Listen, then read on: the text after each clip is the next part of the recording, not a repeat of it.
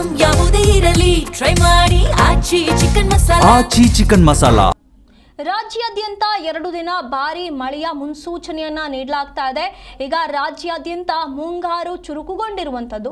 Silicon ಸಿಟಿಯಲ್ಲಿ ಸದ್ಯ ಮೋಡ ಕವಿದ ವಾತಾವರಣ ಸೃಷ್ಟಿಯಾಗಿದೆ. ಹಾಗಾಗಿ ರಾಜ್ಯಾದ್ಯಂತ 2 ದಿನ ರೆಡ್ ಅಲರ್ಟ್ ಘೋಷಣೆ ಮಾಡಲಾಗಿರುವಂತದ್ದು. ಬೆಂಗಳೂರು ಸೇರಿ ಹಲವು ಜಿಲ್ಲೆಗಳಲ್ಲಿ ಮಳೆಯ ಮುನ್ಸೂಚನೆಯನ್ನ ನೀಡಲಾಗ್ತಾ ಇದೆ.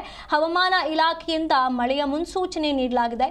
ರಾಜ್ಯದಲ್ಲಿ ಜೂನ್ 9 ಮತ್ತು 10ರಂದು ಧಾರಾಕಾರವಾಗಿ ಮಳೆಯಾಗುವ ಸಾಧ್ಯತೆ ಇರುವಂತ ಕಾರಣ ಈಗಾಗಲೇ ಹವಾಮಾನ ಇಲಾಖೆ ಮುನ್ಸೂಚನೆಯನ್ನ ನೀಡಿರುವಂತದ್ದು. ಬೆಂಗಳೂರು ಸೇರಿ ರಾಜ್ಯಾದ್ಯಂತ ರೆಡ್ ಅಲರ್ಟ್ ಘೋಷಣೆ ಮಾಡಲಾಗಿರುವಂತದ್ದು. ಇಂದು ಕರಾವಳಿ ಜಿಲ್ಲೆಗಳಲ್ಲಿ ವ್ಯಾಪಕವಾಗಿ ಮಳೆಯಾಗಿದ್ದರೆ ಉತ್ತರ ಹಾಗೂ ದಕ್ಷಿಣ ಒಳನಾಡಿನ ಜಿಲ್ಲೆಗಳಲ್ಲಿ ಹಲವು ಕಡೆ ಮಳೆಯಾಗಿದೆ. ಪ್ರಮುಖವಾಗಿ ಉತ್ತರ ಕನ್ನಡ, ಉಡುಪಿ, ಬೆಳಗಾವಿ, ಕೊಪ್ಪಳ ಜಿಲ್ಲೆಗಳ ಕೆಲವು ಕಡೆ ಭಾರಿ ಮಳೆಯಾಗಿದೆ. ನೈಋತ್ಯ ಮಾನ್ಸೂನ್ ಕರ್ನಾಟಕವನ್ನು ಪ್ರವೇಶಿಸಿದೆ. ಕರಾವಳಿ ಜಿಲ್ಲೆಗಳಲ್ಲಿ ಜೂನ್ 8ರಿಂದ ಜೂನ್ 12ರವರೆಗೆ ವ್ಯಾಪಕವಾಗಿ ಮಳೆಯಾಗುವ ಹೆಚ್ಚಿನ ಸಾಧ್ಯತೆ ಇದ್ದು, ಉತ್ತರ ಹಾಗೂ ದಕ್ಷಿಣ ಒಳನಾಡಿನ ಜಿಲ್ಲೆಗಳಲ್ಲಿ ಹಲವು ಕಡೆ ಮಳೆಯಾಗುವ ಹೆಚ್ಚಿನ ಸಾಧ್ಯತೆ ಇದೆ. ಉತ್ತರ ಕನ್ನಡ, ಉಡುಪಿ ಹಾಗೂ ದಕ್ಷಿಣ ಕನ್ನಡ ಜಿಲ್ಲೆಗಳ ಕೆಲವು ಕಡೆ ಭಾರೀ ಹಾಗೂ ಅತಿ ಭಾರೀ ಮಳೆಯಾಗುವ ಸಾಧ್ಯತೆ ಇದ್ದು, ಜೂನ್ 8ರಿಂದ ಜೂನ್ 11ರವರೆಗೆ ಯೆಲ್ಲೋ ಅಲರ್ಟನ್ನು ಘೋಷಿಸಲಾಗಿದೆ.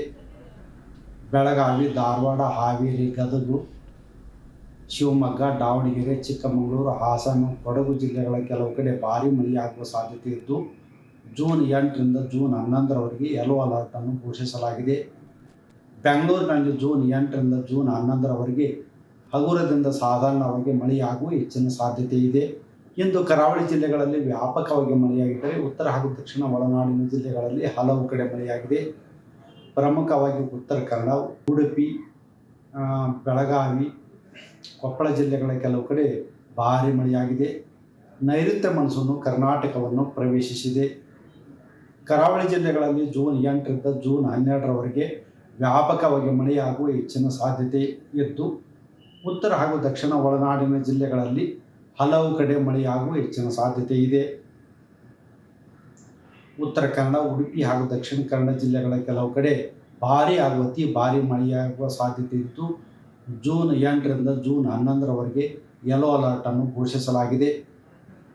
ಬೆಳಗಾವಿ, ಧಾರವಾಡ, ಹಾವೇರಿ, ಗದಗ, ಶಿವಮೊಗ್ಗ, ದಾವಣಗೆರೆ, ಚಿಕ್ಕಮಗಳೂರು, ಹಾಸನ, ಕೊಡಗು